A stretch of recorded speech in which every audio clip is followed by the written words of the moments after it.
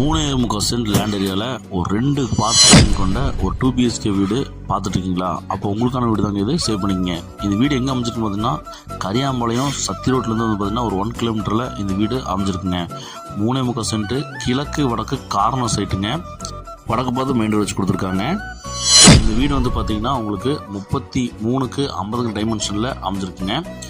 DTC இருக்குது, plan அப் இருக்குங்க, borewell இருக்குங்க. அதே வந்து பார்த்தீங்கன்னா உங்களுக்கு பேங்க் லோன் ஃபெசிலிட்டியும் பண்ணி தரப்படுங்க.